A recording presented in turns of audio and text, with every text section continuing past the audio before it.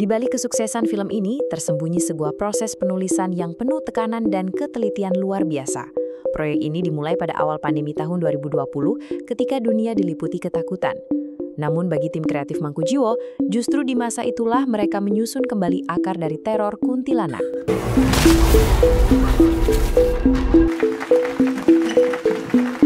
Naskah awalnya ditulis dengan durasi lebih dari 4 jam. Ya, 4 jam. Sebuah panjang yang mustahil diputar di layar bioskop. Tetapi kenapa selama itu? Karena mereka tidak sedang menulis film biasa. Mereka membangun kembali sebuah mitologi. Dunia Mangkujiwo bukan hanya tentang hantu, tapi tentang silsilah, kutukan turun-temurun, dan perang ideologi antara manusia dan kekuatan gaib.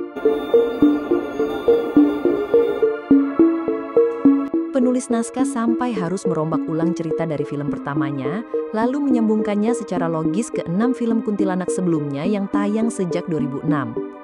Mereka menyebutnya rekonstruksi semesta kuntilanak.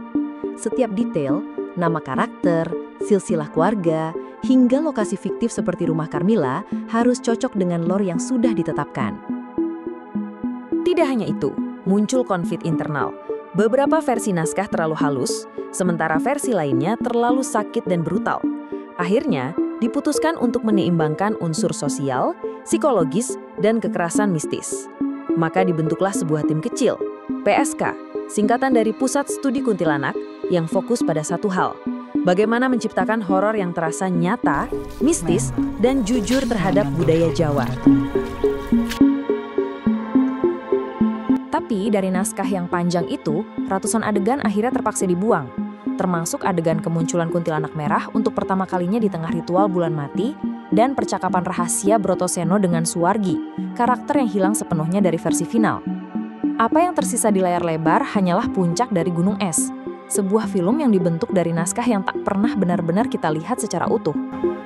Semua yang kamu anggap tidak masuk akal, itu adalah petunjuk. Mangkujiwo 2 bukan hanya ditulis dengan serius, tapi juga disyuting di tempat-tempat yang menyimpan energi mistis tinggi.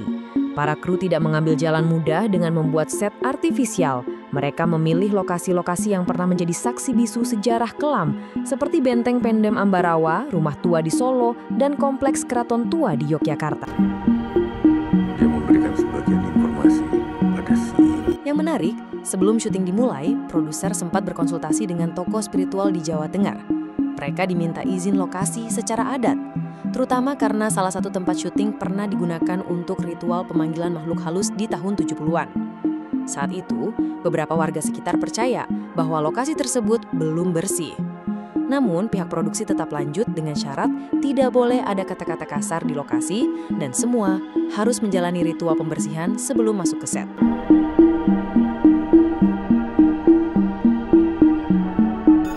Meski begitu, kejadian aneh tetap terjadi. Beberapa kru mengalami gangguan kesehatan tanpa sebab. Kamera utama mati 3 kali dalam satu malam.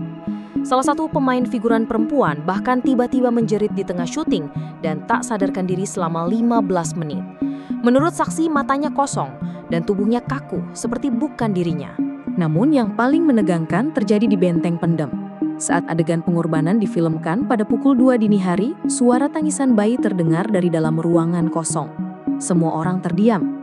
Suara itu terdengar jelas, namun setelah dicek, tidak ada siapa-siapa.